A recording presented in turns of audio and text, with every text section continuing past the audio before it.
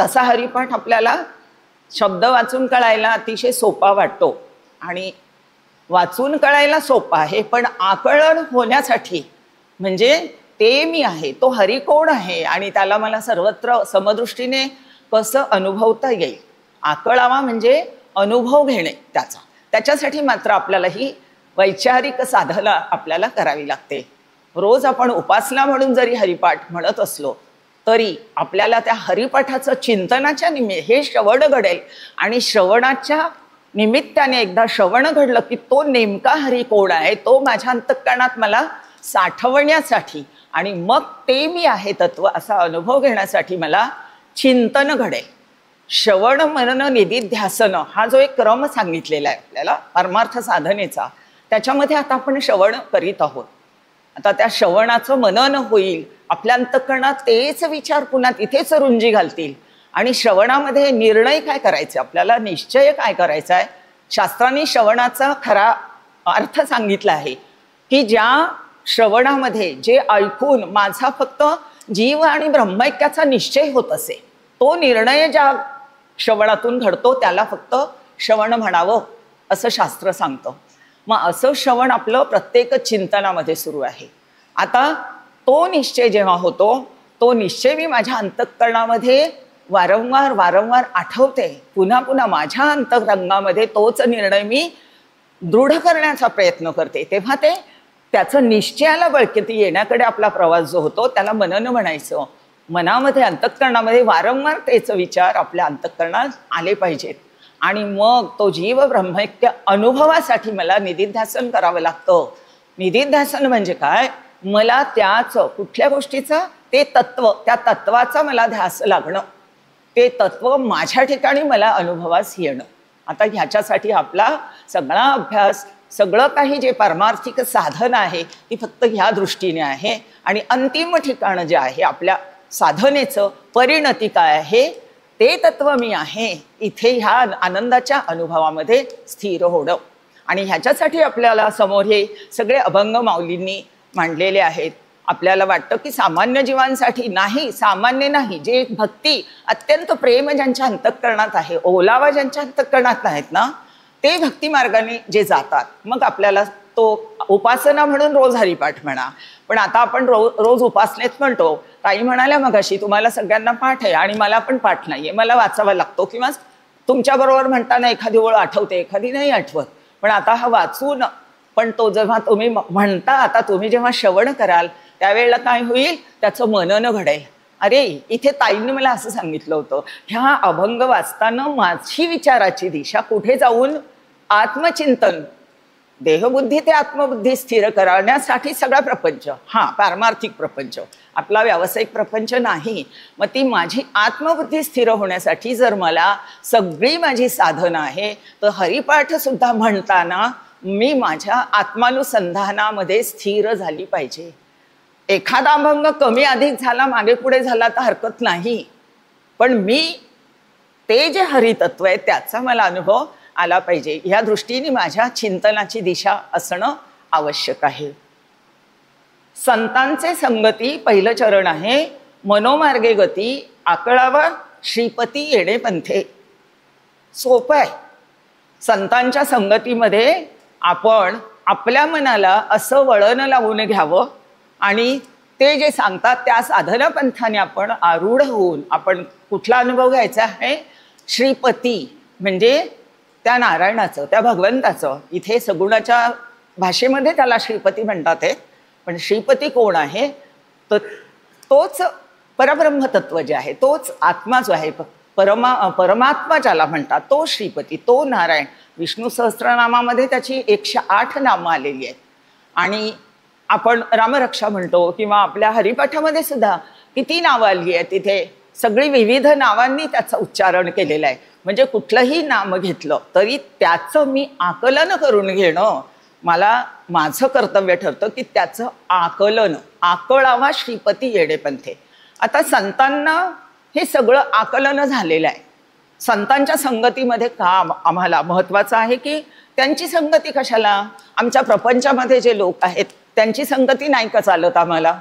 आमच्या प्रपंचामध्ये आहेत ना इतके लोक, आमच्या शेजारी आहेत, नातेवाईक आहेत, मैत्रिणी आहेत, मग त्यांची संगती केली तर काय बिघडतं? प्रश्न येतो ना. आम्हाला संत कुठे कायम उपलब्ध आहे, मग संतांच्या संगतीत आम्ही कसं राहावं? आता घरातल्या लोकांच्या संगतीत राहिलो तर प्रापंचिक जे लोक आहेत ते तुम्हाला काय देणार आणि त्यांच्याजवळ मला लाभ काय होईल? तर सर्वसामान्य जे प्रापंचिक आहे तिथे काय असतं? प्रपंचामध्ये रमणं आणि रंगणं असतं. प्रपंच सत्य आहे असं समजून त्यांचे सगळे व्यवहार घडत असतात. मी कोण आहे तर मी जीव आहे, हा माझा प्रपंच, मी आणि माझे जो मी संसारात हटला आहे हा सगळा सत्य आहे आणि त्याच्यात अत्यंत सत्यत्व बुद्धीने जे विचार चाललेले असतात त्यामुळे मला त्यांच्यापासून मी सुद्धा प्रपंचात रंगण्याची व्यवस्था होईल. आपण दोन भगिनी भेटलो तर सहसा आपण परमार्थाची चर्चा पटकन करत नाही, बाकीची चर्चा करतो. कुटुंबातली सगळे प्रश्न माहित आहेत आपल्याला. मुलगा कितवीत गेला, मुलीचं लग्न झालं का, जावई कुठला मिळाला, ह्या गोष्टींची चर्चा आपली होते. व्यावहारिक स्तरावर काही अंशी ती ठीक आहे, पण त्याच्या पलीकडे जाऊन कायम त्यात रंगणं किंवा ही अशी ती अशी, तिने तसं म्हटलं होतं बाई असं वगैरे, हे पण एक चर्चा सुरू होते. काका उदाहरण द्यायचे आम्हाला. त्या पाणी भरायला बायका जातात आणि त्या दोघीच जातात. तिथे त्या नदीच्या काठावर, तलावाच्या काठावर दोघीच आहे. त्या तिथे पाणी भरण्याच्या निमित्ताने गेल्या की मग बसतात आणि मग त्यांच्या गप्पा सुरू होतात. काय सुरू होतात? माझी नणंद आली होती, तिने तिच्या आईला असं सांगितलं, मग त्यांनी मला असं म्हटलं, किंवा माझ्या जावेनी माझ्याशी असं वाईट वागलं.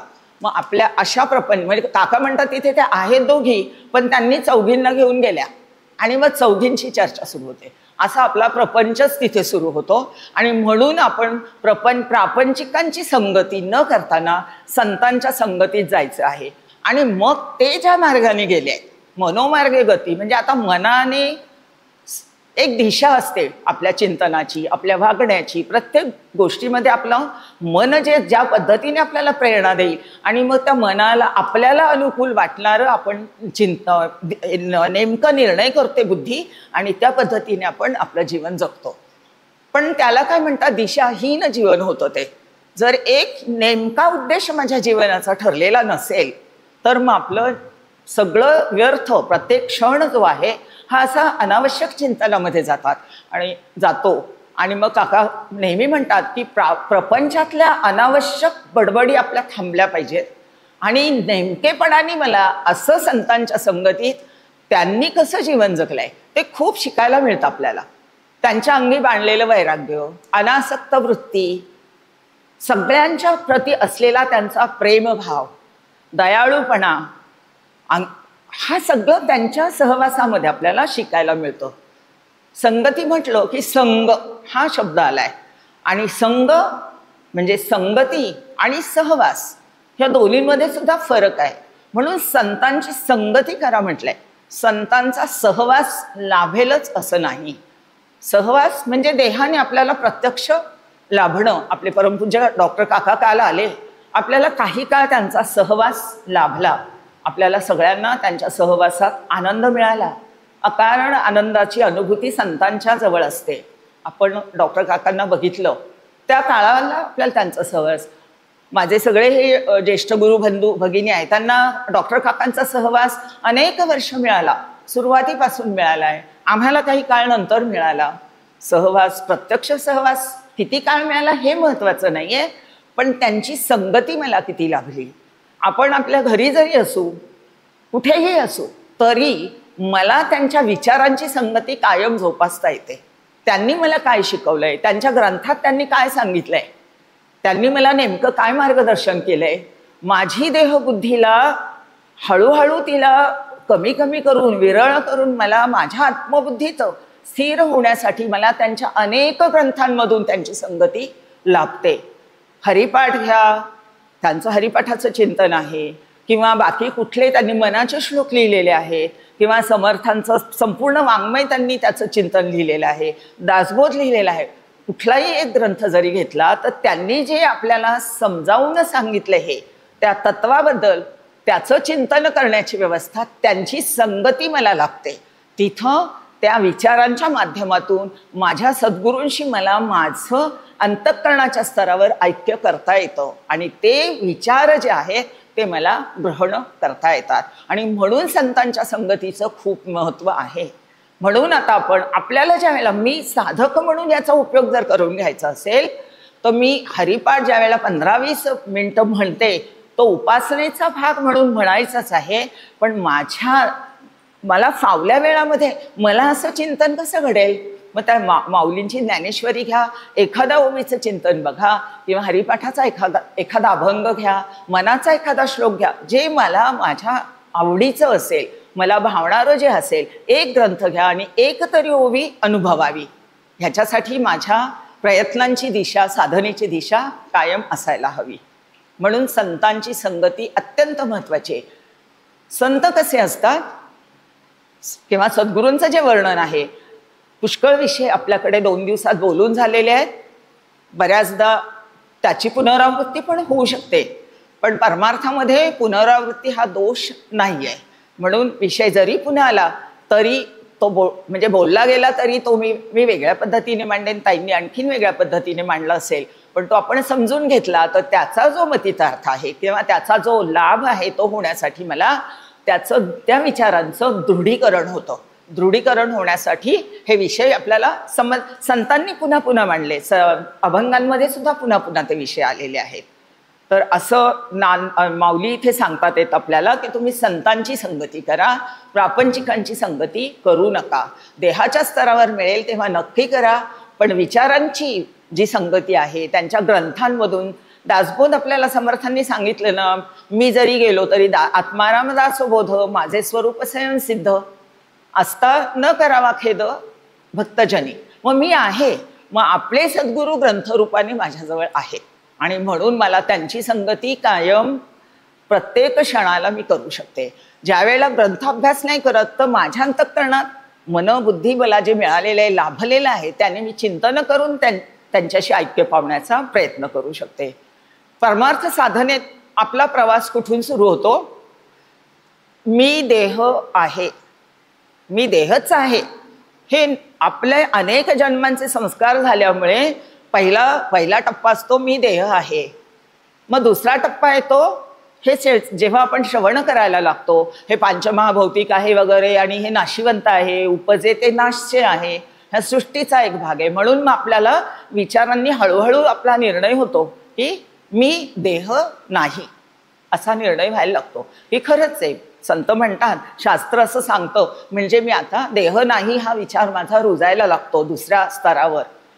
पण मग ती देहबुद्धी अशी इतकी पटकन जाते का आपली? हळूच पुन्हा येते वरती. केव्हा माझा अहंभाव वर येईल मला सांगता येत नाही. साधन काळामध्ये तर आणखीन जास्त येतो. म्हणून मी देह नाही जरी असं वाटायला लागलं तरी मला त्या परमात्मा स्वरूपाचा निश्चय करणं, म्हणून ती सगळी सृष्टीची निर्मिती समजून घ्यावी लागते. आणि तो सृष्टीकर्ता कोण आहे, तो कसा नियंत्रण करणारा आहे, तो कसा सर्वज्ञ आहे, तो कसा सर्वशक्तिमान आहे. मी अल्पज्ञ आहे, जीव म्हणून मी अल्पज्ञ आहे. माझं ज्ञान जे आहे ते मला खूप गोष्टींचं ज्ञान नाही आहे, म्हणून मी अल्पज्ञ आहे. मी अगदी अल्पबुद्धी आहे, माझ्याजवळ खूप मोठी सूक्ष्म बुद्धी नाही आहे, मी अल्पबुद्धी आहे, अल्पमती आहे आणि मी नियंत्रणाखाली आहे, म्हणजे त्या ईश्वराच्या नियंत्रणाखाली आहे. हे मला मान्य जेव्हा करावं लागतो तेव्हा तो तिसरा टप्पा येतो की तो ईश्वर आहे. ईश्वर सर्वभूतानाम जे म्हटलेलं आहे भगवद्गीतेमध्ये, ते मला पटायला लागतं. आता मी देह नाहीवर बुद्धी आल्यानंतर, बुद्धीचा निर्णय झाल्यावर ईश्वरच आहे, तो नियंत्रक आहे, तो ही सगळं सृष्टीचा सांभाळ करता आहे. त्याच्या सगळ्या रूल्स प्रमाणे ही सगळं सृष्टीचं नियंत्रण यथायोग्यप्रमाणे सुरू आहे. कुठंही तिथे असं बेशिस्त असं नाही. सूर्याचा उदय, चंद्रोदय, सूर्य, पाऊस, पाणी, सगळे ऋतू, सगळं काही त्याच्या नियंत्रणात किती व्यवस्थित सुरू आहे. जर आपण आंब्याचं झाड लावलं तर त्याला आंबाच येतो. मगाशी ताईंनी कैरीचं उदाहरण दिलं, पण आंब्याचे सीझन आहे, पण आंब्याला कधी आपण करवंद आलो किंवा केळीचाच घड लागला असं आपण कधीही बघत नाही, किंवा एखादं कडू फळ लागलं, लिंबाच्या झाडाच्या लिंबोळ्याच आल्या त्याला, असं कधीही होत नाही. कोणी त्याला एवढं दिलं हे नियम घालून केला ना असा विचार. फुलं आपण लावली आपल्या बागेमध्ये किंवा आपल्या शेतामध्ये आपण पिकं पेरतो, गहू पेरला तर गहूच येतं, गव्हालाच ओंब्या येतात, ते त्याला कधी जोंधळे येणार नाही. किंवा बाकीचं पीक टाकलं तुम्ही तर त्या वेलीला कधीतरी मोठं काही फळ लागलं असं होणार नाही, तिच्यावर फुलं येतील, छोटी छोटी फळं येतील. असं नियंत्रण जर त्याचं आहे, सूर्य चंद्र कसे चालले आहेत, मग माझं जर जीवन संपूर्ण जीवन मी जन्माला जर आली आहे तेही त्याच्या त्याच्याच नियमानुसार आलेली आहे. मी जर स्वतंत्र असते तर माझा जन्म मी कुठे घेतला असता? मला हवं त्या ठिकाणी, एखाद्या मोठ्या राजघराण्यात जिथे खूप वैभव आहे आणि मला हवं तितकं सौंदर्य. पण असं झालं का? नाही. मला परमेश्वरांनी माझ्या योग्यतेप्रमाणे ज्या ठिकाणी जन्माला घालायचं हे सगळं त्याच्या योजनेने झालंय. म्हणून तिसरा टप्पा आहे तो ईश्वरच सगळा नियंत्रक आहे, त्याची सत्ता सर्व सृष्टीवर चाललेली आहे, त्याच्या सत्तेमध्ये मी त्याच्या नियंत्रणामध्ये आहे. म्हणून माझ्या इच्छेला काहीही महत्त्व नाही, माझ्या इच्छेप्रमाणे घडणारं नाही. आपल्या प्रपंचामध्ये आपलं जे सगळं आपली ही प्रयत्न खटाटोप कशासाठी आहे? सुखासाठी आहे. सुखासाठी आपली सगळी धावपळ आहे, पण आपली धावपळ योग्य दिशेने होत नाही. म्हणून संतांची संगती आहे. का त्यांची संगती? तर मला त्या योग्य दिशेने माझा प्रयत्न, माझा सगळे चिंतन, व्यवहार हे सगळे मला त्यांच्या सांगितल्याप्रमाणे मला करायचे असतील तर मला संतांची संगती करायची आहे. आणि मग चौथा टप्पा जो येतो ते मी देह नसून मी कोण आहे? परब्रह्म मी आहे. म्हणजे ती देह मी करता नाहीये ह्या जगाचा. मग त्या तीन अज्ञान आम्हाला दुःख भोगायला मिळतात तो जगामध्ये, कारण आम्ही सातत्याने सुखासाठी धडपड करत असतो आणि आपल्या जीवनामध्ये आपल्याला किती दुःख भोगावी लागली आहेत आपल्याला ठाऊक आहे, माहिती आहे. पण मग ह्या दुःखातून नेमकं सुटण्यासाठी काय करावं? तर संतांच्या संगतीमध्ये आकळावा श्रीपती येडे पंथे. आता श्रीपती हा जो शब्द तयार झाला तो कसा? सगळ्यांना माहिती आहे. श्री म्हणजे लक्ष्मी, जे ईश्वराचं यशस्वी औदार्य सांगितलंय त्यातलं श्री म्हणजे लक्ष्मी. आणि त्या लक्ष्मीचा पती तर तो कोण आहे? तो नारायण आहे, भगवान विष्णू ज्याला म्हणतात. तर तो श्रीपती जो आहे त्याचं तुम्ही आकलन करून घ्या. आकलन कुठल्याही गोष्टीचं ज्यावेळेला आपण समजून घेण्याचा प्रयत्न करतो, 2 दिवस आपण जे श्रवण करतो आहे, आता आपल्याला आत्मा, ब्रह्म, ईश्वर, जीव, जगत, ईश्वर हे सगळं कळलंय. पण कशाच्या स्तरावर कळलंय? शब्दांच्या स्तरावर कळलं. आपल्याला एवढं कळलं की हे जग आहे, ही सृष्टी जी आहे ती मिथ्या आहे, म्हणजे माईक आहे, म्हणजे निर्माण झाली आहे आणि ती नाहीशी होणारी आहे, नाशिवंत आहे. पण मग आता ती नाशिवंत आहे, पण ती नाशिवंत जी दिसते आहे मला, मग माझा देह ही पण त्यातलं एक घटक आहे. पण हे सगळ्या नाशिवंतामध्ये एक अविनाशी जे तत्व आहे त्याचं मला आकलन करून घेता यावं, तो खरा श्रीपती आहे. नाशिवंत सृष्टीकडे जिथे जिथे माझी नजर जाईल तिथे तिच्या हे कार्य आहे, सृष्टी हे कार्य आहे. मायेचं कार्य म्हणतात किंवा ईश्वराचं कार्य आहे. पण ह्या कार्याकडून आता ताईने आपल्याला मगाशी सांगितलं की हे कसं आहे की ह्या पृथ्वी तत्व किंवा पृथ्वी कशी निर्माण झाली आपातनं, ही सगळी पंचमहाभूतं. म्हणजे कार्याकडून आपण जेव्हा कारणाकडे जायला लागतो चिंतनाने, विचार करून, प्रत्यक्ष काही आपल्याला असं आता हे पृथ्वी बाजूला केली तर हे बघा पाणी बाजूला केलं तर तेजतत्व असं नाही दिसणार आहे. ही विचारांची साधना आहे. ही जशी निर्मिती झाली आहे त्याच्या अगदी उलट क्रमाने जेव्हा आपण चिंतन करत जातो तेव्हा आपल्या मुळापर्यंत आपण जाऊन पोचतोय. आणि आता आपण जे आपलं मूळच विसरलोय आणि मूळ विसरल्यामुळे आपल्याला सगळा सुखदुःखांचा अनुभव आपल्याला या जगामध्ये येतो आहे. आणि ते जे मूळ तत्व आहे त्या तत्वाचा आम्हाला विसर पडलाय. आणि तत्वाचा विसर पडलाय त्यातल्या आपल्याला जाग आणून देण्याचं कार्य जे आहे ते संत करतात. ऐसे संत जे आहे ते मोक्षश्रिया अलंकृत, ऐसे हे संत श्रीमंत, जीव दरिद्री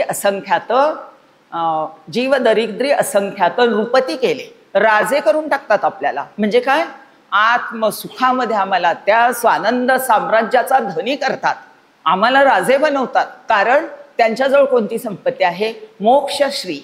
मोक्ष म्हणजे मुक्तीचा आनंद, स्वानंदाचा स्वामी ते आहेत. आणि म्हणून श्रीपती आकळावा. म्हणजे कुठला श्रीपती?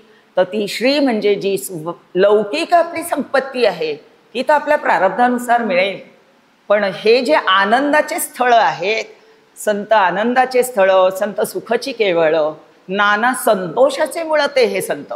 मग असे हे जे संत आहेत त्यांच्याकडे बघून मला मोक्षश्रीचा लाभ व्हावा, म्हणजे मी मोक्षाच्या मुक्त्या सिंहासनावर जाऊन बसावं, मी ते राज्यपद मला अनुभवावं. आत्मपदाची जोड श्रीहरे निजदासा द्यावी. आपण सकाळी प्रार्थनेमध्ये रोज प्रार्थना करतोय, आत्मपदाची जोड सद्गुरो निजदासा द्यावी. मी तुमचा दास आहे आपण म्हणतो छान आवाजात, पण ह्या असा प्रत्येक शब्द मला माझी साधना शिकवतोय. मला आत्मपदावर आरूढ व्हायचं आहे, कारण मी कोण आहे तर ते मी जे परमानंद रूप ते माझे सद्गुरू आहे, त्याच पदाची मला प्राप्ती झाली पाहिजे. आणि हे पद किती आहे? डॉक्टर काका म्हणतात ते एकच नाही. आता आपले पंतप्रधान एकच आहेत. पंतप्रधान पद तिथे किती शर्यत लागलेली असते, कोण होणार. पण आत्मपद प्राप्तीसाठी अजिबात तिथे मोकळाच मोकळा आहे. कितीही तिथे करोडो अब्जो लोक येऊन बसले तर तो आत्मपदाची प्राप्ती होण्यासाठी सगळी जागा सदैव मोकळी आहे आणि प्रत्येकाला तो अधिकार आहे. तिथे कुठल्याला ह्याला अधिकार नाहीये, ह्या जीवाला अधिकार नाहीये असं नाहीये. जो मनुष्य देहा जन्माला आलाय त्या प्रत्येकाला त्या पदावर आरूढ होण्याची संधी भगवंताने आपल्याला ह्या नरदेहामध्ये दिलेली आहे. आणि म्हणूनच नरदेहाचं मोठं महात्म्य आपल्याला सगळे संत सांगतात.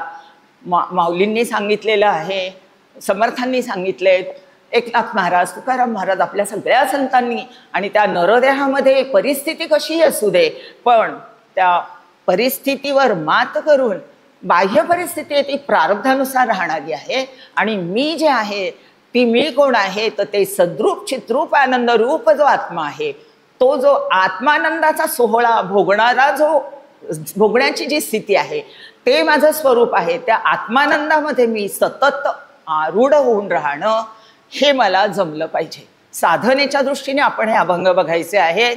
फक्त उपासने ह्या दृष्टीने आपण माझ्यापेक्षा निश्चितच मोठ्या आहात. किती सुंदर पद्धतीने आपण टाळ वाजवता, एक सुरामध्ये ते अभंग म्हणता आणि त्या अभंगाचा आनंद सोहळा त्यावेळेला भोगता. निश्चितपणे आपण मोठे साधक आहात. पण फक्त हे समजून घेऊन आता आपल्याला काय व्हायचंय, हे आनंद रूप व्हायचंय. म्हणजे काय व्हायचंय, तो हरी जसा आहे तसं व्हायचंय. म्हणजे काय व्हायचंय, हरिमय व्हायचंय. मी हरिमय होऊन जाणं, राममय होऊन जाणं, कृष्ण रूप होऊन जाणं, माझे सद्गुरुमय होऊन जाणं, हे मला ह्या माझ्या साधनेच्या माध्यमातून जमायला हवं. आता बघा, आपल्याकडे चालते बोलती उदाहरणं आहेत बरं. आपले इंगळे काका आहेत. आता माझ्यापेक्षा तुम्हाला त्यांचा सहवास आणि संगती दोन्ही जास्त मिळतंय. ते काय झालेले आहेत, हो ते माऊलीमय झालेले आहेत. त्यांच्या प्रत्येक वाक्यामधून ते माऊलीबद्दल बोलतात आणि सद्गुरूंबद्दल बोलतात. सद्गुरुमय झालेले आहेत, ऐक्य पावले आहेत तिथे. म्हणून त्यांना इतर काहीही सुचत नाही. प्रत्येक गोष्टीमध्ये ते प्रत्येक वेळेला त्यांचं चिंतन जे आहे ते फक्त माऊली सद्गुरू ह्याबद्दल, सद्गुरूंच्या बद्दलचं चिंतन ते वारंवार मांडतात. माऊलींचं चिंतन मांडतात, माऊलींचं चरित्र मांडतात. ते माऊलीमय झाले आहेत, हरिमय झालेले आहेत. आपल्या जयश्रीताई आहेत. जयश्रीताईंची काव्य ऐकली आहेत का तुम्ही, वाचली आहेत का? जयश्रीताई काकामय झालेल्या आहेत. अत्यंत काकांशी ऐक्य पावल्यामुळे त्यांचं स्फुरण सगळं काकांच्या दिशेने असतं. आपल्या माधुरीताई आहेत. आपल्या सोबत समोर संत आहेत.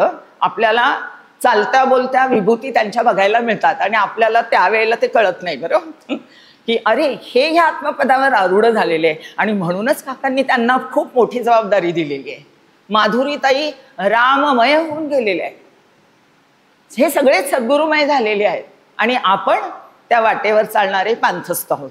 साधक म्हणून आपण त्या मार्गावरून त्यांच्या पावलामागे टाकत, पाऊल टाकत आपण पण पुढे पुढे जात असतो. आणि म्हणून मनोमार्गे गती आपल्याला काय घ्यायची आहे, तो मला हरिमय व्हायचं आहे, मला कृष्णमय होऊन माझं आनंदात जीवन जगायचं आहे. हरिपाठ म्हणताना ही स्थिती माझी टिकते का रोज, ह्याच्याकडे मी स्वतःचं आपण असं चिंतन करून बघावं, आपली परीक्षा करून बघावी की आज कुठे मला कुणाचा राग आला का, मला कुठे काही काळजी वाटते का. बघा, सगळ्या परमार्थाचा मूळ उद्देश जर लक्षात असेल ना, उद्देश काय आहे? मानवी देहाचा उद्देश आहे की मोक्षाची स्थिती, म्हणजे मी मुक्त, म्हणजे मी कोण आहे ह्याचं ज्ञान अनुभवाच्या पातळीवर होऊन जाणं, हे जर माझं उद्देश आहे माझ्या मानवी देहाचा. आणि म्हणून काय म्हणतात, माझी दुःख, मला सातत्याने जर दुःखाचा अनुभव येतो तर त्या दुःखाची निवृत्ती झाली पाहिजे माझ्या. आणि ती कशी होईल? कारणासह. कारणासह सकल दुःखांची निवृत्ती. माझ्या जीवनामध्ये दुःख आहेत, मला दुःखाचा अनुभव येतो आणि त्याची निवृत्ती करणं, म्हणजे ते नाहीसं, मूळ कारणच जर नाहीसं झालं तर मग पुन्हा दुःखाचं कारणच नाही आहे, तर दुःखी होण्याचं काय? दुःख येणारच नाही ना. आलं तरी ते दुःख समजून मी माझ्यावरती लादून घेणार नाही, त्याच्यामध्ये मला माझ्या चित्ताचं समत्व ठेवता येईल. सुखदुःखे समेकृत्वा लाभालाभ जयाजयो, हे जे यांनी भगवान श्रीकृष्णांनी अर्जुनाला सांगितलंय. आणि माऊलींच्या ग्रंथांचा माझा तेवढा अभ्यास नाही आहे, श्रवणातनं जेवढ्या काही ओव्या कळू शकल्या आहेत, ऐकल्या आहेत त्या आणि पण अभ्यास करण्याची प्रेरणा मला इंगळे दादांच्या जवळ मिळते की अशा पद्धतीने अभ्यास केला पाहिजे आपण. तर म्हणून आपल्याला आपलं दुःख निवृत्तीसाठी मूळ कारण नाहीसं करायचं आहे आणि त्याच्यासाठी मग हे नामस्मरण.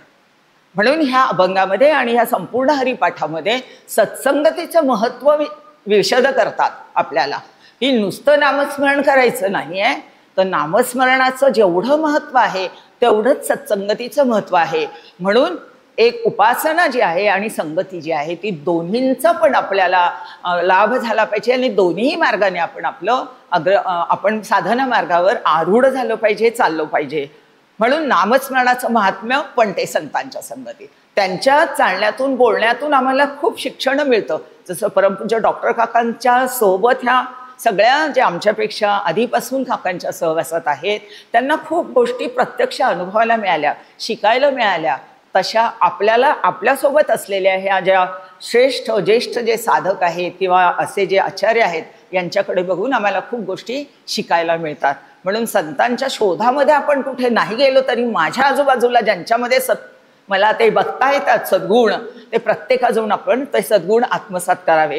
तर तिथे विवेक, आपल्या अंगी विवेक बाळणं, वैराग्य बाळणं हा पण खूप महत्त्वाचा टप्पा आहे, सांगून झालेलं आहे. कारण माझ्या परमार्थ साधनेमध्ये मला आधी आपण कर्म आणि उपासना, बघा ह्या हरिपाठामध्ये सुद्धा पहिले 9 अभंग आहे ते कर्म, त्यात विशेषतः कर्म सांगितलेलं आहे. नाम घ्या, हरिनाम घ्या, नामोच्चारण करा. पण पुढे त्यांनी उपासना पण सांगितली आहे पुढच्या 9 अभंगांमध्ये आणि त्याला नौका म्हटलंय. आणि ती शेवटची नौका म्हणजे नंतर 18व्याच्या नंतरचे ज्यामुळे ते तत्व, ते आपल्याला तिथे ज्ञान सांगितलेलं आहे. म्हणून कर्म, उपासना आणि ज्ञान ह्या तीनही मार्गांचा अवलंब करून आपल्याला आपल्या स्वरूप स्थितीला जाऊन पोहोचता येण्याची व्यवस्था होते.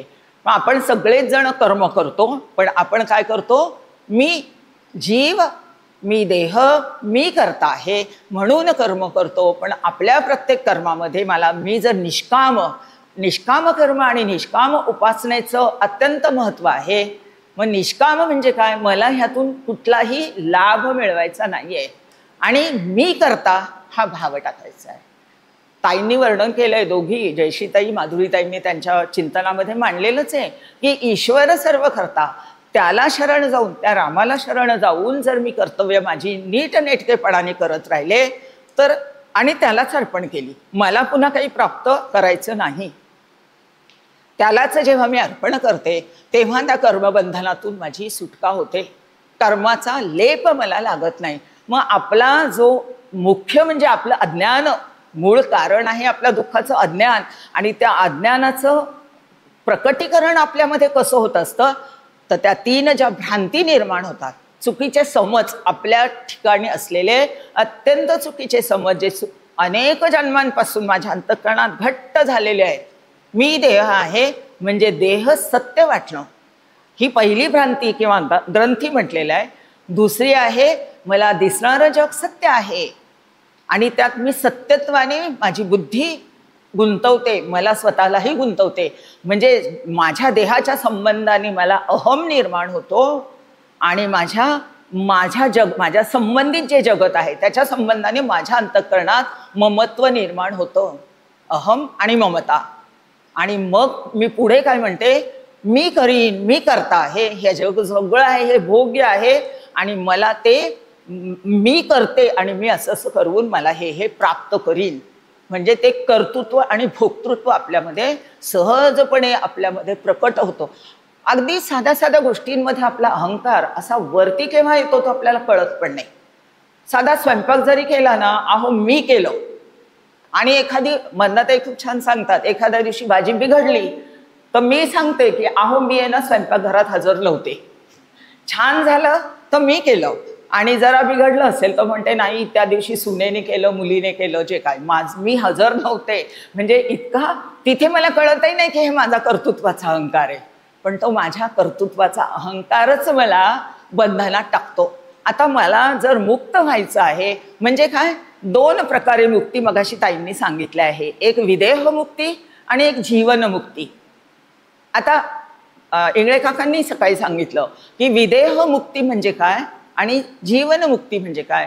काल परमपूज्य काका आले, आपल्याला त्यांच्याकडे बघून आपण बघितलं, पण ते कसे आहेत, आम्हाला आपल्या अंतःकरणात थोडीशी हळहळ वाटते, कारण आपण काकांना खूप छान बघितलंय, अत्यंत टवटवीत गुलाबाचं फूल उमललेलं असावं एवढा सुंदर हास्य त्यांच्या चेहऱ्यावर, चालणं कसं, अगदी बोलणं कसं, त्यांना इतकं छान आपण जेव्हा पाहिलं आहे.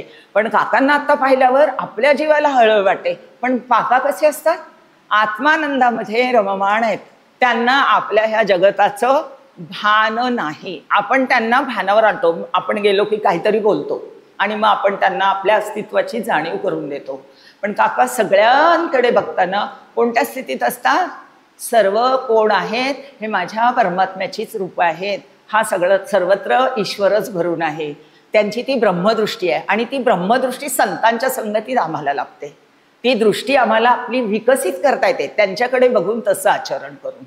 आता काका सध्या जे आहेत ते जीवनमुक्त स्थितीत आहेत. आता जीवनमुक्ती म्हणजे काय, ते ब्रह्मानुभवामध्ये स्थिर झालेले आहे, त्यांना ते पण भान नाही. आपण जे आपली जागृती, स्वप्न, सुषुप्ती आणि त्या अनुषंगाने 3 देहांचं जे शास्त्रात वर्णन केलेलं आहे, तो ज्या वेळेला सोहम वृत्ती जेव्हा धारण करतो तेव्हा त्याला महाकारण देह म्हणतात.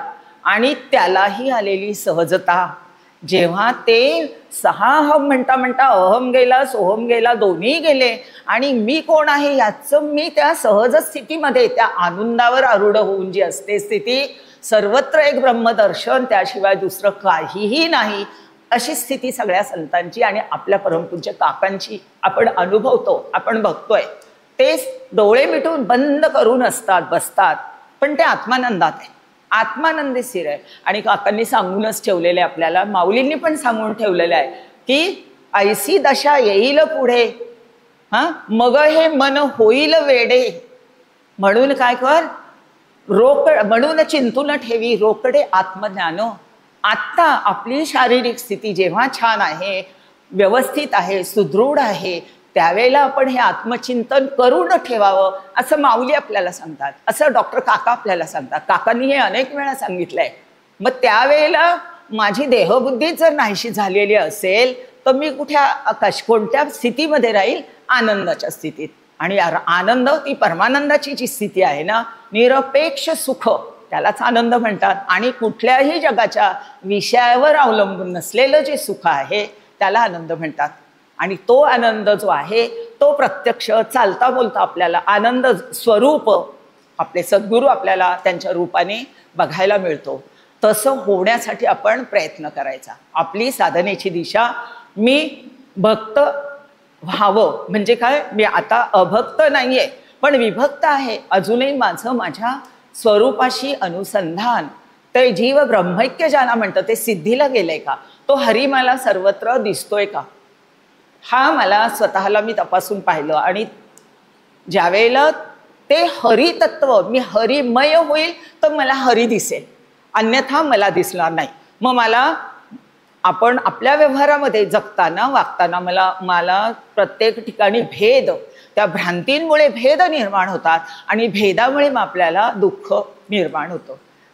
दुःखाचं मूळ कारणच आहे भेदबुद्धी. आणि आपल्याला जायचं आहे प्रवास, आपल्याला अद्वैताचा करायचा आहे. आणि वागण्यामध्ये जर आपला भेद असेल, द्वैत असेल, तर आपल्याला त्या आनंदाचा अनुभव येणार नाही.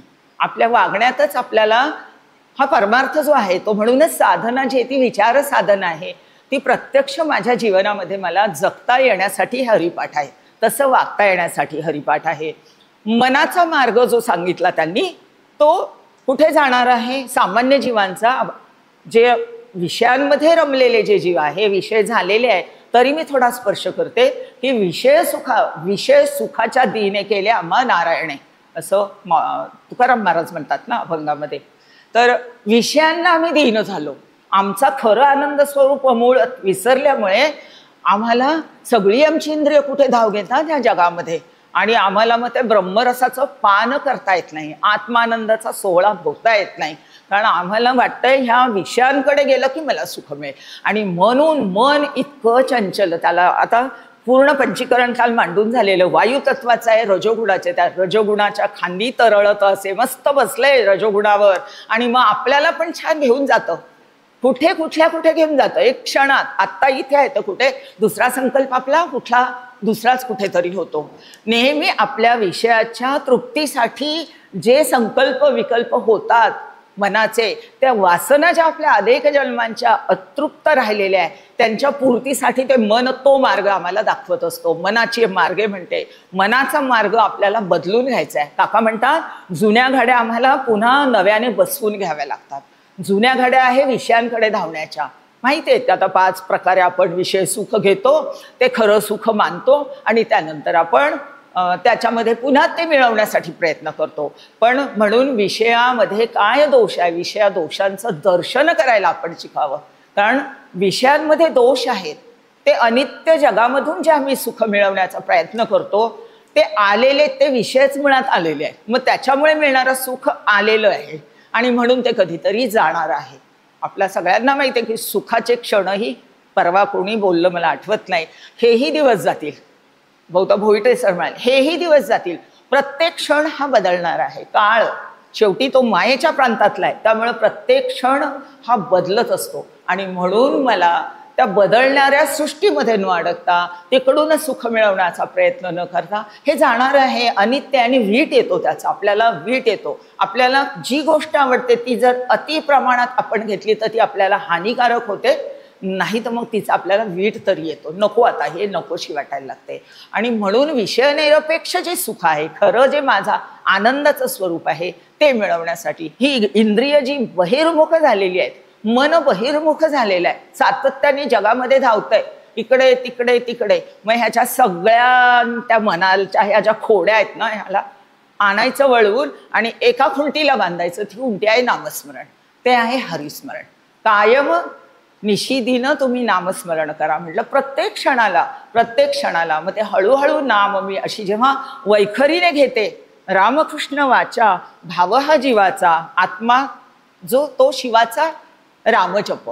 आता रामकृष्ण हरी गोविंद ह्या नामाचे आपण ज्यावेळेला गोडी निर्माण करून घेतो, आपल्या वाचेचा भाव, आपल्या वाणी जी आहे ती कुठे, तिच्यामध्ये अंतःकरणामध्ये ह्या जीवाने तो भाव ठेवायचा. म्हणजे काय, ज्या क्षणी मी ते रामकृष्ण नाम घेते, हरिनाम घेते आहे, त्या क्षणी त्या हरीचं आणि माझं ऐक्य आहे.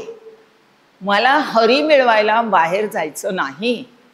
शास्त्राने काय सांगितलंय, नाम आणि नामीचा अभेद आहे, म्हणजे एकच आहे दोन्ही. मग मी राम म्हणू दे, कृष्ण म्हणू दे, हरी म्हणू दे, रामकृष्ण हरी म्हणू दे, गोविंद म्हणा, दत्त म्हणा, शिव म्हणा. अहो, काकांनी आपल्याला सांगितलंय कुठलंही नाम घ्या.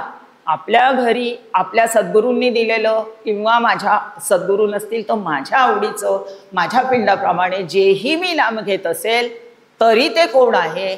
राम म्हटलं की तो आत्मारामच आहे, आणि कृष्ण म्हटलं तरी ते ब्रह्मरूप श्रीकृष्ण आहे, हरी म्हटलं तरी तोच आहे. याच्यामध्ये हरिपाठामध्ये अनेक नामांनी इथे संबोधन केलेलं आहे. तर ते भाव धरून, म्हणजे त्याच्या अस्तित्वाबद्दल यत्किंचितही शंका माझ्या मनामध्ये राहता कामा नये. माझ्या अंतःकरणामध्ये असं चुकून सुद्धा मी हरीचं नाम घेते आहे, मी हरिपाठ करते आहे म्हणजे मी हरीचं नाम घेते, किंवा मी श्रीराम जय राम जय जय राम म्हणते उपासनेमध्ये म्हणजे मी त्या रामाचं नाव घेते, असा भाव न राहता त्या नामाच्या माध्यमातून मला त्याच्याशी एकरूप मी व्हावं आणि त्याच्याशी माझं ऐक्यच आहे. व्हायचंही नाहीये, वास्तविक ऐक्य माझं नित्यसिद्ध आहे. फक्त मला जे अज्ञान झालंय देहबुद्धीमुळे तेच फक्त बाजूला करायचे. म्हणून तर अज्ञानाचं कारणच म्हणजे कारण जे आहे आपल्या सगळ्या दुःखांचं हे अज्ञान आहे आणि हे अज्ञान निवृत्त झालं पाहिजे. आपल्याला जो आपला सगळा जो साधना विचार साधना श्रवण चालू आहे ते फक्त अज्ञानाच्या निवृत्तीसाठी आहे. आमच्या जन्मोजन्मीचं जे अज्ञान आमच्या अंतःकरणामध्ये आहे ते अज्ञान नाहीसं करण्यासाठी सगळी साधनं आहेत. ज्ञानासाठी कुठलंही साधन नाही. कारण आपण बघितलंय परब्रह्मतत्व आत्मतत्व कसं आहे ते ज्ञानरूप आहे. तेच एकमेव सच्चिदानंद ज्याला आपण म्हणतो ते सद्रूप छिद्रूप आनंदरूप असलेलं तत्व आहे. आणि ज्या क्षणी मी ते म्हणते कुठल्याही नामाने म्हणू दे तरी माझं आणि त्याचं ऐक्य आहे. त्या ऐक्याचा मला अनुभव माझ्या अंतःकरणात वृत्तीच्या चिंतनाच्या स्तराने मला घेता येतो. आणि म्हणून माझं चिंतन नेहमी हे असावं की मी ज्या क्षणी नाम घेते आहे त्या क्षणी तो माझ्या जवळ हजरच आहे. मला बाहेर शोधायचाच नाहीये. माझ्या मनाला बाहेर धावण्यापासून थांबवायचंय आणि माझ्या आतमध्येच त्याला वळवायचंय. फक्त बाहेरची धाव थांबली की आतमध्ये असलेलं तत्व आपल्याला अनुभवात येतं आणि आनंदाचा अनुभव तिथे असतो. जागृती स्वप्न आणि सुषुप्ती या तीन ज्या अवस्था आहेत मला असं वाटतं तिथे स्पर्श झाला नाही म्हणून थोडक्यात स्पर्श करते की जागृतीमध्ये आपल्याला ज्ञान होतं. आपल्या ज्ञानेंद्रियांनी आपल्या सगळ्यांना काही ना काही कळतो. शब्द कळतात रस कळतो रूप कळतात डोळ्याने. ही सगळी ज्ञान आहेत. मग आता आपल्याला ज्ञान होण्याची व्यवस्था जागृतीत आहे. पण मी झोपले आपण झोपतो रात्री बघा इथे आपल्याला कुणाला काही ना काही स्वप्न पडत असेल घरी स्वप्न पडतात. मग ती दुसरी अवस्था आहे स्वप्नावस्था.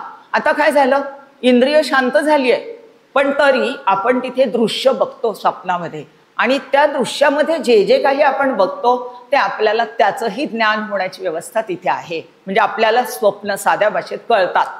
चांगलं वाईट बरं वाईट तिथे आपल्याला कळतं की मला ज्ञान झालं आणि आपण म्हणतो मला हे स्वप्न पडलं आणि त्याच्यावरती आपल्या अंतःकरणामध्ये प्रतिक्रिया पण उमटतात.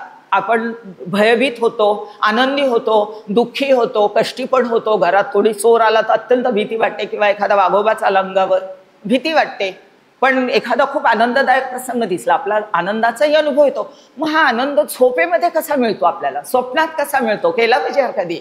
स्वप्नामध्ये मला आनंदाचा किंवा दुःखाचा किंवा कुठल्याही याचा अनुभव येतो म्हणजे मला ज्ञान होतं. कारण ते ज्ञानघन तत्व आतमध्ये आहे. म्हणून ज्ञानासाठी काहीच करायचं नाहीये साधन. अज्ञान आहे ना मी कोण आहे ह्याचं तेवढंच निवृत्त केलं की ज्ञान आहे तिथेच प्रकट आहे. मला वेगळेपणाने आणायचं नाही. आत्मा कुठून विकत आणायचा नाही. ते माझं स्वरूपच आहे. साखर मूळचीच जशी गोड आहे आता तिला गोडी कुठून आणावी लागत नाही तर ती गोडच आहे. तशी मी आनंद रूपच आहे.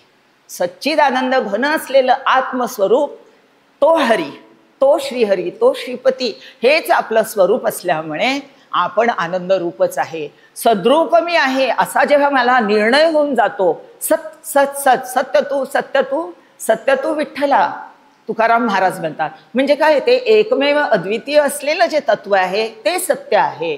म्हणजे कालातीत आहे. म्हणजे निरपेक्ष व्यापक आहे. ते सर्वत्र सुदूर व्यापून आहे. आपली कल्पना जिथपर्यंत आपण करू त्याच्याही पलीकडे अस्तित्व असलेलं आणि त्याच्याही पलीकडे व्यापक असलेलं असं जे तत्व आहे तो खरा श्रीहरी आहे. तो श्रीहरी आपल्याला बघायला शिकायचं आहे. मग त्याच्यासाठी आपली फक्त बुद्धी आपल्याला सूक्ष्म करायची आहे. संतांच्या संगतीने निष्काम कर्म निष्काम उपासना झाली की आपलं अंतःकरण हळूहळू शुद्ध होतंय शांत होतं आणि त्या शांत अंतःकरणामध्ये मग आपल्याला तो हरी त्याचं ज्ञान तो ज्ञानरूप आतमध्ये आहे ते प्रकट होण्याची ते अनुभवाला येण्याची व्यवस्था होते. आणि मग त्याच्यासाठी आपल्या अंगी आपल्याला वैराग्य बाणवावं लागतं. वैराग्य का आणायचं तर आपल्याला विषयांमध्ये जे गुंतलेलो आहे तिथे सुटलं पाहिजे. वैराग्य विवेकयुक्त असावं कारण पारमार्थिक विवेकही आम्हाला करता आला पाहिजे की या दृश्य सृष्टीचा मला बाध करायचा आहे, खूप मोठं साधन आहे. परमपूज्य काका म्हणतात की आपल्याला काय करायचं आहे, बाध काय, ह्या दृश्य जगत सोडून कुठे जाता येईल का आपल्याला? तिथले व्यवहार आपल्याला आपले सगळे सांभाळावे लागतात, पण ते सत्यत्व बुद्धीने न करता त्याचा निराश करून ते मिथ्या जगतामध्ये घडणारे जे काही प्रसंग आहेत ते तसे चालणार घडणार, त्याच्यामध्ये माझं जे कर्तव्य ते करून मला अलगदपणे त्यातून बाजूला होता आलं पाहिजे. आपण मघाशी विचार केला अहंता आणि ममता, तिथे माझी ममता निर्माण झालेली असली, अहंता असली की मग मात्र मला ते वेगळेपणाने त्याचा मी अनुभव घेते आणि मग सुख दुःख होत आहे. पण एकदा सरेंडर जर आपण परमेश्वराला सद्गुरूंना झालो आणि मग तो राम करता ऐसा ऐसा ऐसे म्हणता पावसी यशकीर्ती प्रताप, आणि मी करता ऐसे म्हणता तेने तू कष्टी होती, अत्यंत कष्ट भोगावे लागतात जोपर्यंत करताय. आणि म्हणून माऊलींनी काय सांगितलंय, ऐसे अहम ममतेची लवड सवडी माते न भवतची बापुडी, जन्म मरणाचे दुथडी ढवळती ठेली. काय होतंय, मी अहंता घेते म्हणजे मी देह आहे, आणि ममता घेते म्हणजे सगळं माझं जग, माझ्या पुरतं मर्यादित जग माझं आहे, मी आणि माझे माझे. आणि हे ओझं घेतल्यामुळे माझा जो प्रवास आहे मला येऊन मिळत नाही म्हणतात. म्हणजे काय, आत्मस्वरूपाला आत्मरूप मीचा मला अनुभव येत नाही. हे भगवान श्रीकृष्णांची माऊलींनी लिहिलेली ओवी आहे. म्हणून पहिली माझी अहंता, देह अहंता गेली की मग देह अहंता आणि जगाबद्दलची ममता गेली की आपण त्यातनं मोकळं होतो, आणि अंतःकरण वृत्ती मोकळी राहिली की तिथे तो अनुभव घेण्याची व्यवस्था होते. आणि म्हणून मला ह्या जन्म आणि मरण परंपरेत जर अडकायचं नसेल, बघा जीवनमुक्त होणं म्हणजे मला ह्याची देही ह्याची डोळा भोगू मुक्तीचा सोहळा हा जो संतांनी अनुभवलाय तो जर मला अनुभवाचा असेल तर मला ह्या सगळ्या माझ्या अहंतेचा ममतेचा त्याग करावा लागेल. आणि मला मी कोण आहे, मी अकर्ता आहे, मी ईश्वराच्या नियंत्रणात आहे, मी काहीही करत नाही, माझं कर्तृत्वच नाही आहे. बोलविता धनी वेगळाची असतो, करविताही धनी वेगळाची असतो, आणि त्याचं जे काही त्यातून फळं निर्माण होणारेही तेही त्याच्याच कृपेने जसं काही मिळणार असेल, जे काही होणार असेल. म्हणून जैशी स्थिती आहे तैशा परीर आहे, कौतुकतूप आहे संचिताचे. आपलं संचिताप्रमाणे जर आपलं जीवन सुरू आहे तर व्यर्थ मी काळजी करण्यात काही अर्थ नाही. आणि म्हणून भावपूर्वक अत्यंत श्रद्धेने अत्यंत प्रेमाने भगवंत आहेच, माझे सद्गुरू आहेत, माझ्या हृदय कमलामध्येच बसलेले आहेत, सर्व काही करविणारे ते आहेत, आणि त्यांच्याच नियंत्रणात हे जीवन जर सुरू आहे तर मला माझ्या जीवनाबद्दल काहीतरी काळजी करण्याचं कारण राहतं का? अजिबात कारण उरत नाही. आणि मग चिंता क्लेश हे सगळं मिटणं हे झालं की आनंद आहे. जोपर्यंत मला भय आहे, चिंता आहे, तोपर्यंत माझं द्वैत आहे, तोपर्यंत अंतःकरणाच्या सगळ्या वृत्ती ज्या येतात, प्रत्येक वृत्ती वेगळी येते. काम येतो, क्रोध, मद, मोह, मत्सर, कुणाबद्दल द्वेष येतो, कुणाबद्दल राग येतो, ह्या सगळ्या अंतःकरण वृत्ती आपल्या मावळून जातात. सुषुप्तीमध्ये जो अनुभव येतो आपल्याला, स्वप्नामध्ये ज्ञान होतं तसं सुषुप्तीमध्ये आपल्याला त्या क्षणाला काहीही कळत नाही सुषुप्तीत. पण ज्यावेळेला आपण सकाळी उठतो त्यावेळेला आपण म्हणतो की मला खूप गाढ झोप लागली आणि मला खूप छान वाटतंय. ही जी सुषुप्ती आहे त्याला कारणदेह किंवा अज्ञानाची अवस्था म्हणतात. ही तिसरी अवस्था आहे आपली. बघा, तिथेही जर मला त्या क्षणाला कळलं नसतं, तो अनुभव जर मला आला नसता, तर मी सकाळी उठल्यावर काय म्हटलं असतं, मला कळलंच नसतं, तर मी काही बोलूच नसतं शकली. पण मी तो अनुभव घेतला आहे ना झोपेमध्ये. आपल्या सगळ्यांना आहे की नाही, मला छान झोप लागली की मला सकाळी न कळत वाटतं की मला खूप छान झोप लागली आणि मला काहीही कळलं नाही. ह्या दोन्ही गोष्टी आपण अनुभव आलाय म्हणून बोलून दाखवू शकतो. मग मला त्या क्षणाला हे ज्ञान कसं झालं हा जर विचार केला तर कारण काय, तेव्हा माझं मन, बुद्धी, चित्त, अहंकार सगळं लयाला गेलंय. काही कार्य सुरू नाहीये देहाचं. स्थूल देह शांत पडलाय. तिकडे कोण वावोबा आला, घरातला चोर आला, मुलगा बाहेरून ड्युटी करून आला, मला रात्री काहीही कळत नाही. मी माझ्या खोलीमध्ये गाढ झोपलेली असते. मी म्हणते मला काहीही कळलं नाही, पण मला छान वाटल्याचा जो अनुभव आहे तो मात्र मी माझ्या स्वरूपाशी तिथं ऐक्य पावल्यामुळे येणारा अनुभव आहे. कारण बाकी कुठलेच विषय नाही अंतःकरण वृत्तीला. ती शांत होऊन गेली, जगामध्ये नाहीये, माझ्या देहाच्याही स्थितीवर नाहीये. मग आता तो शास्त्राचा विषय मी नाही बोलणार, पण ज्याला चिदाभास म्हणजे माझा आत्मप्रकाश आहे, जो नेहमी बाहेर धावतो जगामध्ये आणि म्हणून जगातले अनुभव घेतो, त्या प्रसंगाचं अनुकूल प्रतिकूल चिंतन करतो आणि मग स्वतःच सुख आणि दुःख अनुभवतो, तो आता शांत झालाय. मनबुद्धी चित्त अहंकार सगळे शांत झाल्यामुळे माझी अंतःकरण वृत्ती आतमध्ये वळली आहे आणि माझ्या स्वरूपी स्थिर होऊन जाते, त्यातच विलीन होऊन जातो, गुडूप होऊन जातो आपल्या स्वरूपामध्ये. आणि स्वरूप कसं आहे? आनंद घन आहे, आनंद घन आहे, ज्ञान घन आहे आणि सद्घन चिद्घन आनंद घन आहे. म्हणून तो आनंदाचा अनुभव मला सुषुप्तीत येतो आणि सकाळी मी म्हणते मला खूप छान वाटलं. आपल्याला जर शास्त्राचा अभ्यास नसेल तर आपण इतकं म्हणतो, पण ह्या शास्त्राच्या अभ्यासामुळे आपल्याला कळतं की तो जो आनंद आहे ते आत्मसुख आहे, तो आत्मानंद आहे.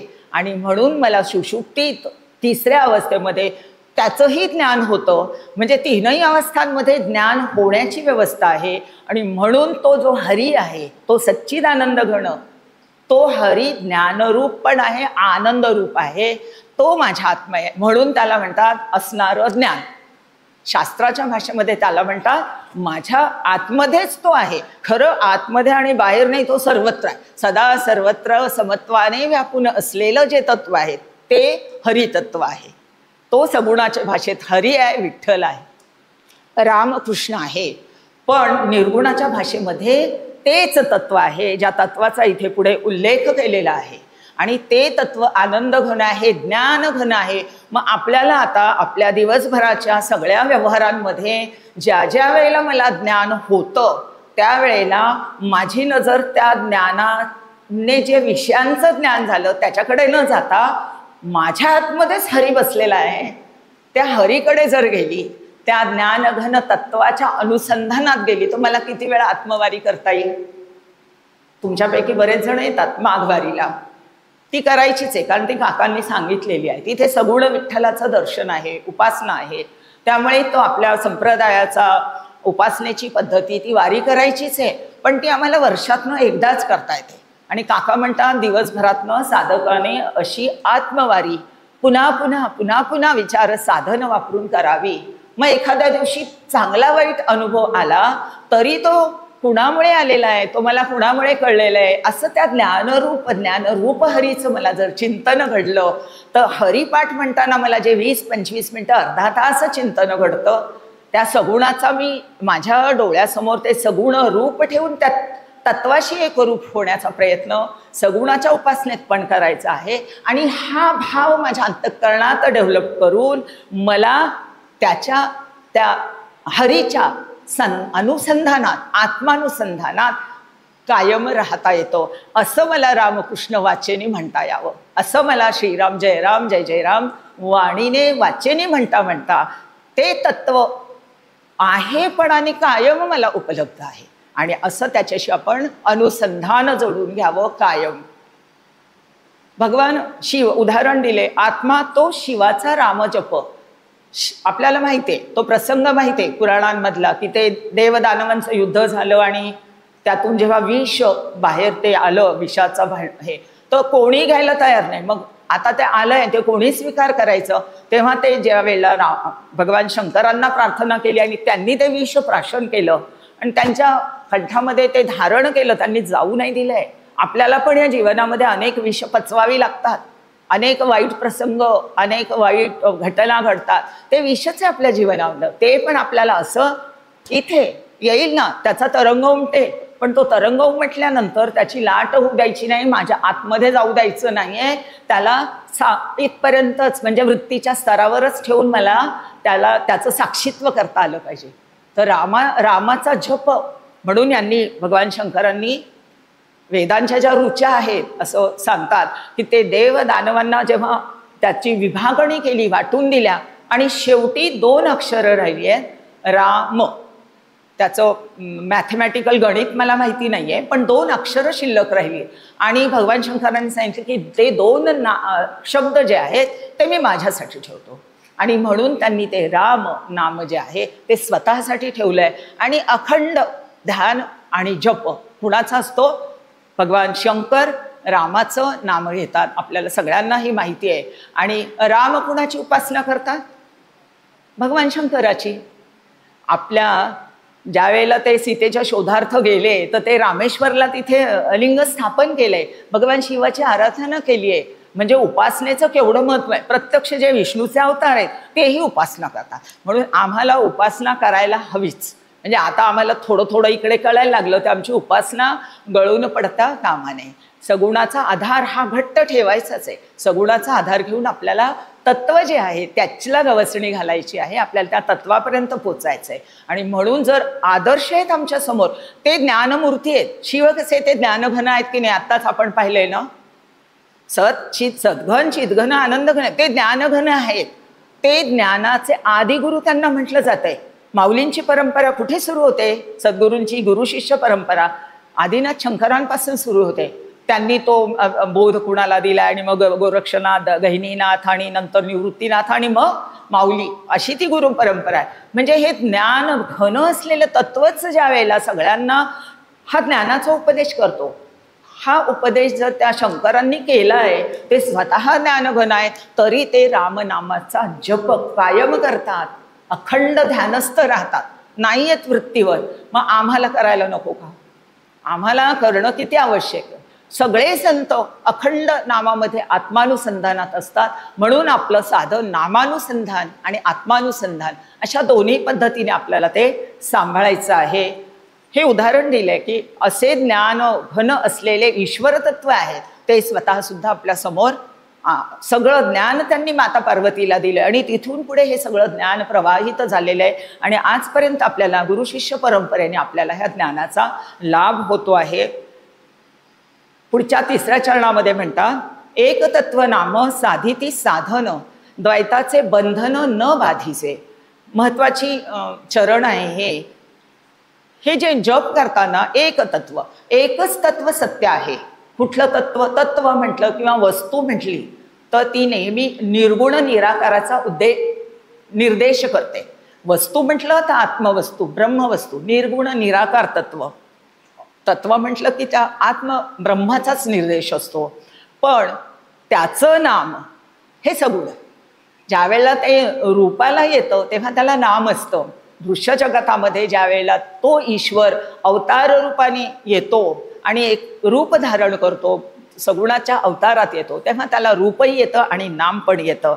पण अशी दोन्हीकडून ज्या वेळेला साधना केली जाते, मग ज्या वेळेला मी रूप पाहते त्याच्या वेळेला त्या दर्शनामध्ये मला तत्वानुसंधान घडावं, रूपाचा आनंद घ्यायचा. आपण विठ्ठल मंदिरात गेलो तो विठ्ठल बघताना, पण माझा निर्णय त्या संतांच्या प्रमाणे ते हे परब्रह्म विटेवरी सगुण रूपाने तो विठ्ठल जरी असला तरी तो तेच निर्गुण तत्व आहे आणि ते त्याला तत्व म्हणतात, म्हणजे जे स्वरूप आहे.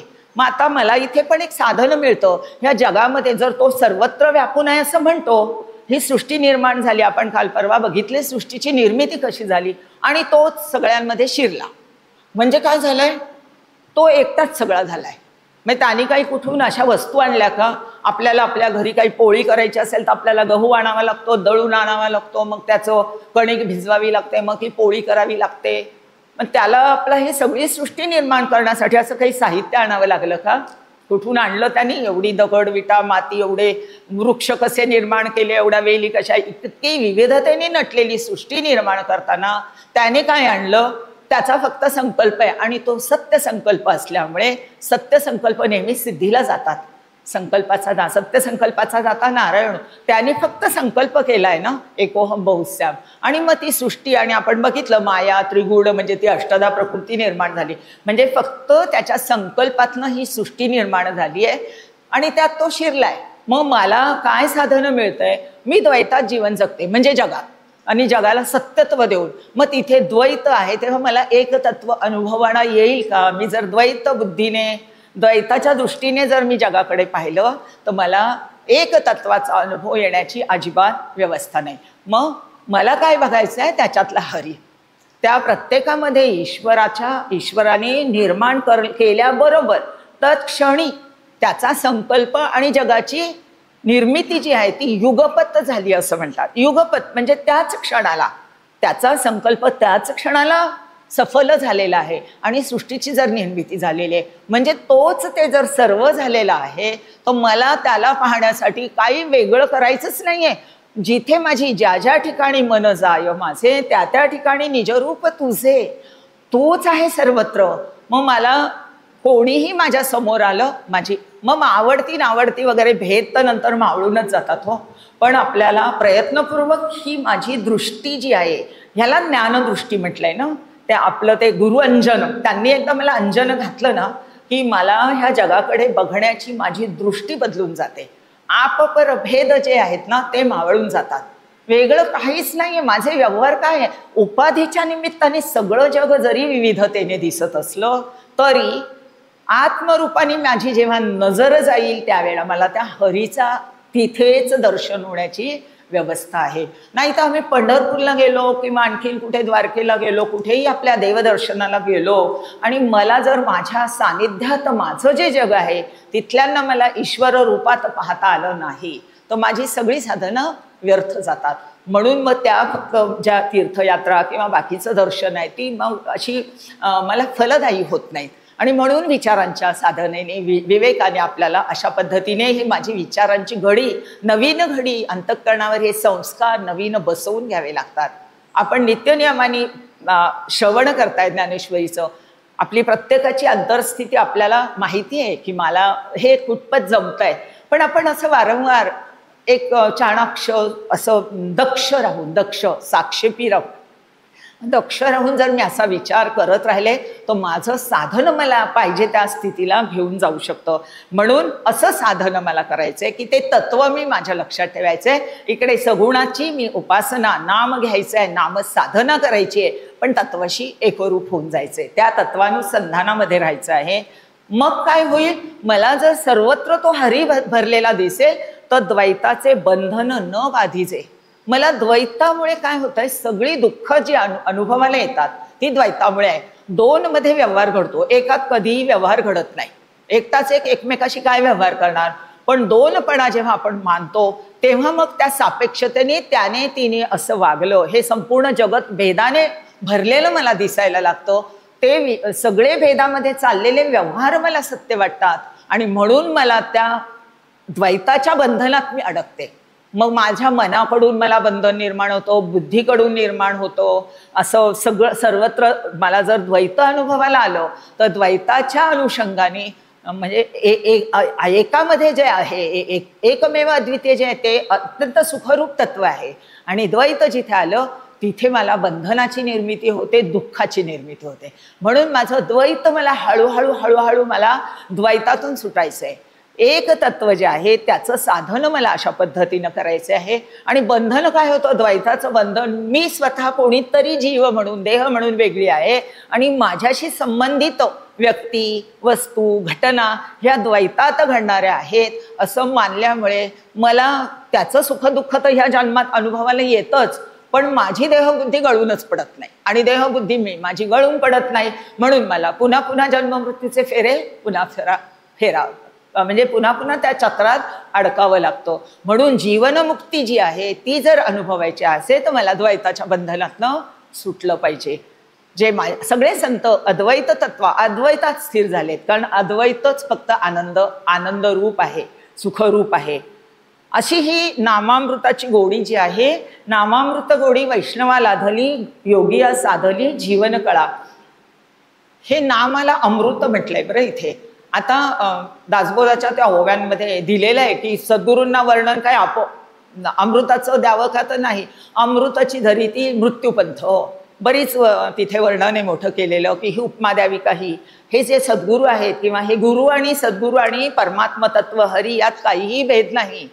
सद्गुरू हे त्यांच्या देहासकट ब्रह्म झालेले आहेत, ते चालतं बोलतेच सद्गुरू म्हणजे ब्रह्मच आहेत माझ्यासमोर. फक्त त्यांच्या रूपाने मी त्यांना बघते, त्यांच्या देहाकडे आपण कधी बघायचंच नाही. ते चालतं बोलतं ब्रह्म माझ्यासमोर अवतीर्ण झालेलं आहे.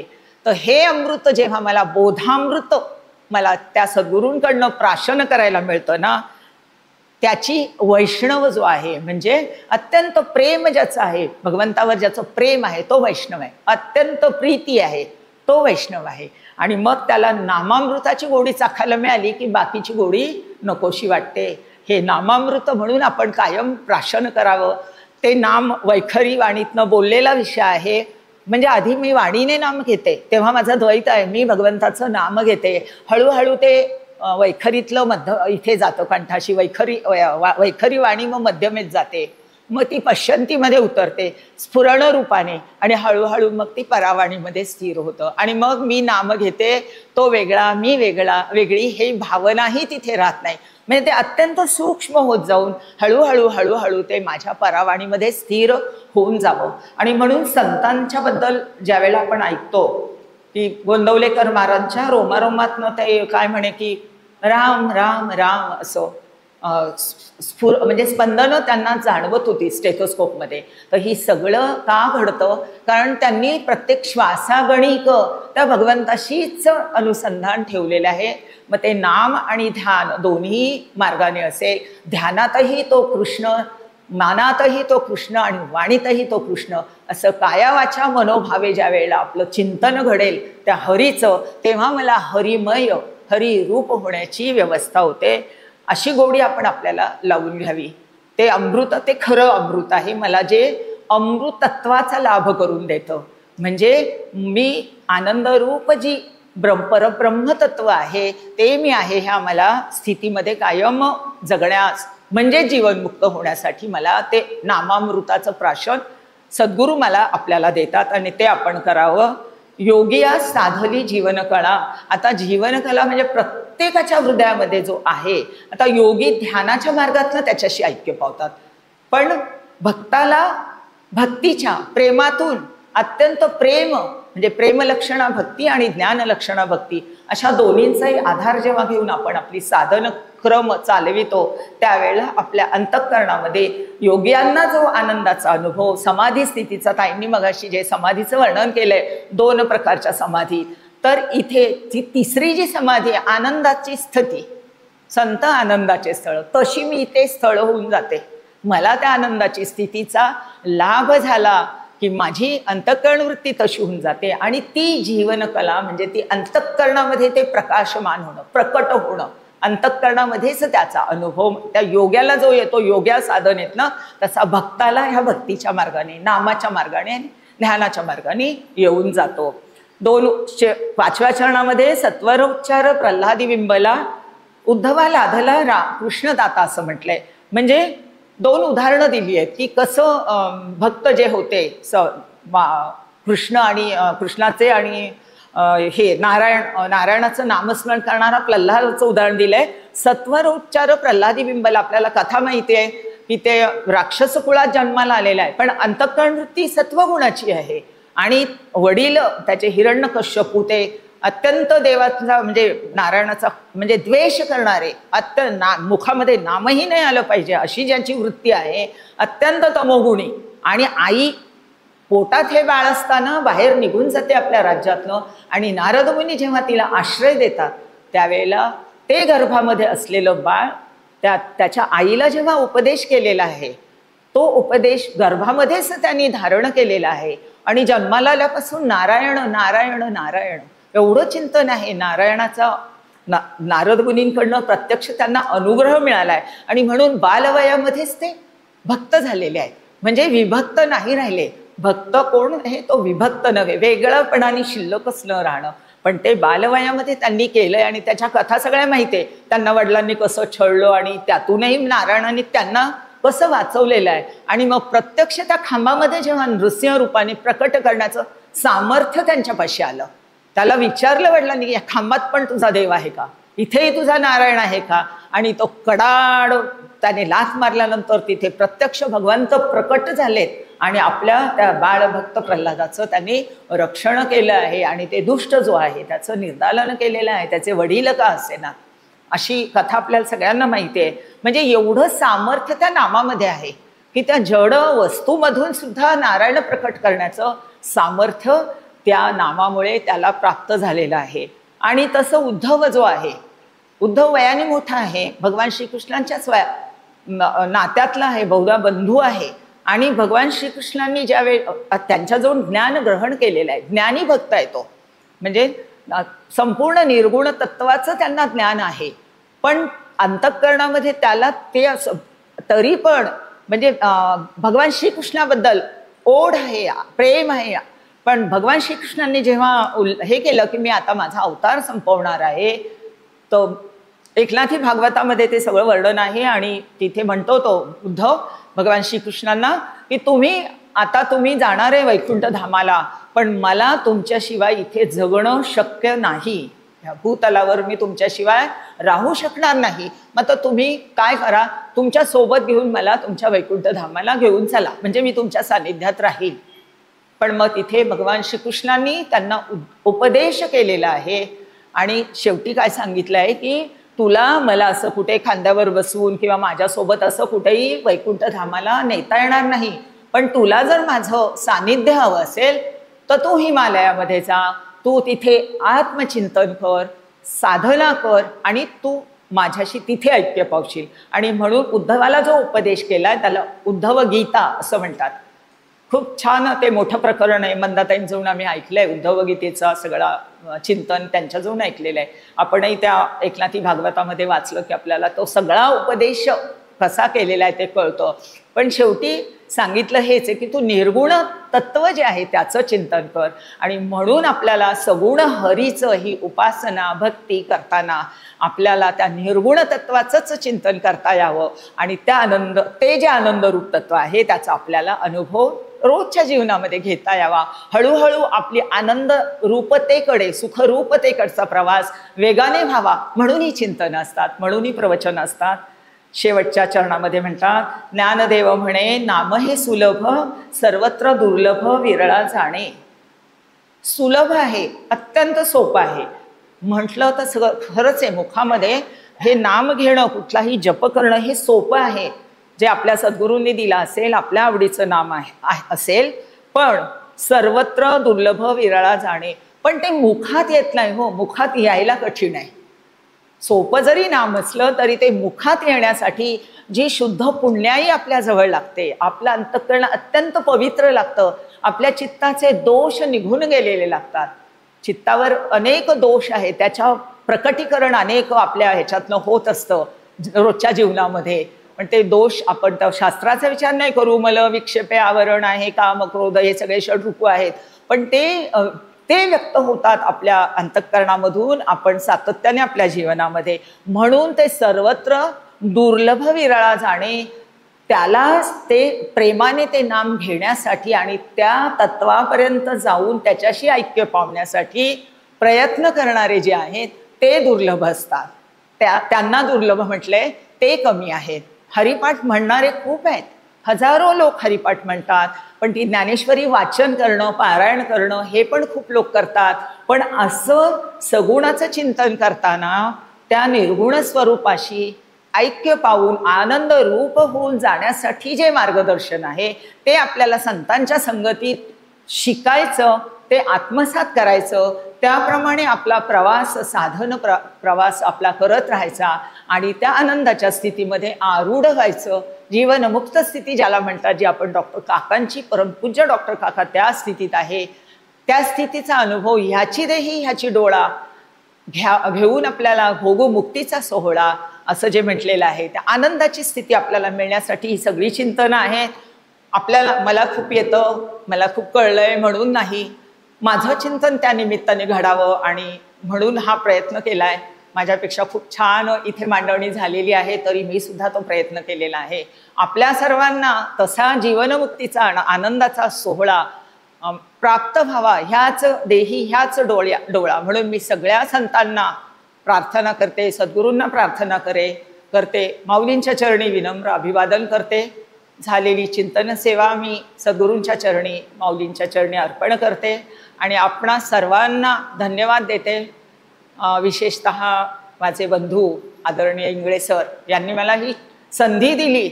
माहिती आहे की हे वेडो वाकडं बोलणार आहे, तरी पण संधी दिली म्हणून मला इथे बसून मला हे चिंतन मांडता आलं, मला व्यक्त होता आलं. माझा त्यांच्या कुणाही एवढा अभ्यास नाही, पण सद्गुरूंनी जे आपल्याला दिलं आहे ते आपण व्यक्त करावं, ही सुद्धा एक छोटीशी सेवा आहे. ती चिंतन सेवा मी प्रस्तुत करण्याचा प्रयत्न केलेला आहे. इथे मी सगळ्यांना धन्यवाद देऊन वारणीला विराम देते. जय जय रघुवीर समर्थ.